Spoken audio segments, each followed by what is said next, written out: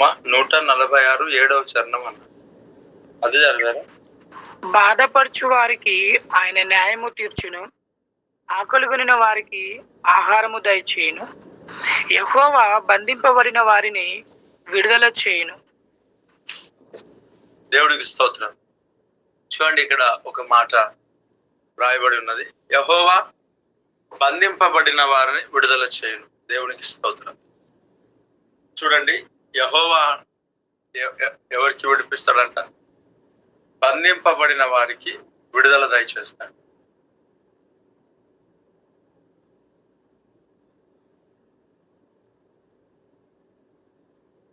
ఎవరైతే బంధించబడి ఉన్నారో వారికి దేవుడు విడిపిస్తాడు.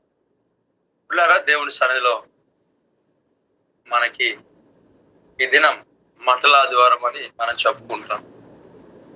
ఈ ఆదివారానికి ఒక ప్రత్యేకతను ఉంది. ఈ దినంలో ప్రభువైన యేసుక్రీస్తు గాడిద పైన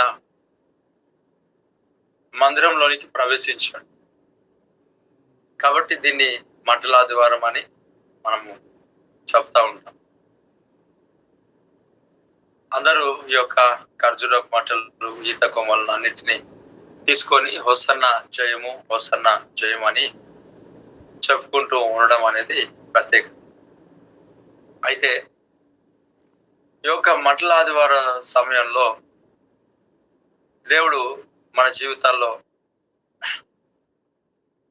బంధింపబడిన వారిని విడిపించును అనే మాట మనం వింటున్నాం. దేవాది దేవుడు బంధింపబడిన వారిని విడిపిస్తాడు. ఈ కట్టబడి ఉన్న గాడిద అని రాయబడి ఉంది బైబిల్లో. శిష్యులతో ప్రభు చెప్తాడు, కట్టబడి ఉన్న గాడిదను విప్పి తీసుకొని రండి, తోలుకొని రండి. సో కట్టబడి ఉన్నది అనేకమైన శోధన, పాపపు బంధకాలు, కట్లు, అనేక బంధకాల చేత కట్టబడి ఉన్న ఆ గాడిదను ప్రభువు విప్పి తీసుకొని రమ్మని. ఎవరికి అని అంటే శిష్యులకు. అక్కడ అన్నాడు, ఎవడైనా ఎందుకు విప్పుతున్నారని ఎవరైనా అడిగితే ఇది ప్రభువునకు కావలసినదని చెప్పమని తెలియజేశాడు. అక్కడ ఆ గాడిద కట్టబడి ఉన్నట్టుగా మనం చూస్తున్నాం.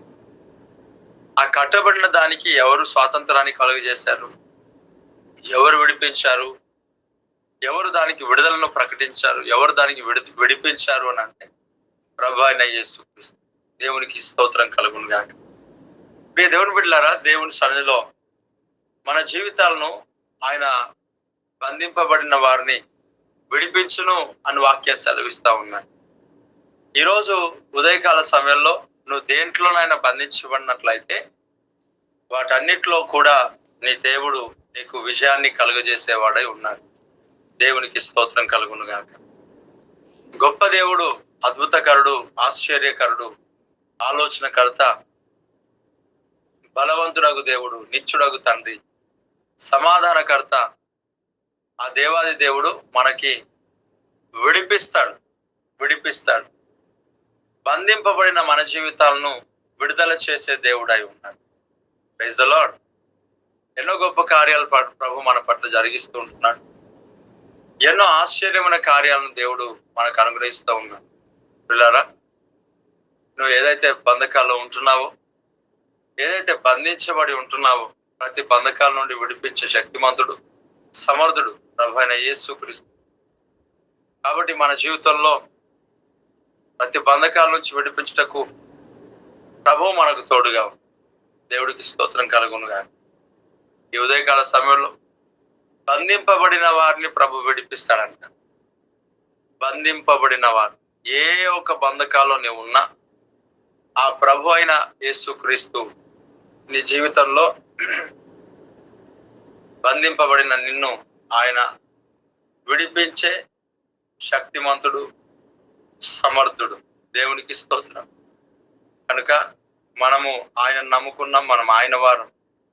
దేవుడు ఎన్నో మేలు మన పట్ల జరిగిస్తూ నడిపిస్తూ ఉన్నాడు. దాన్ని బట్టి సమస్త మహిమ, ఘనత, ప్రభావం దేవునికి చెల్లును గాక.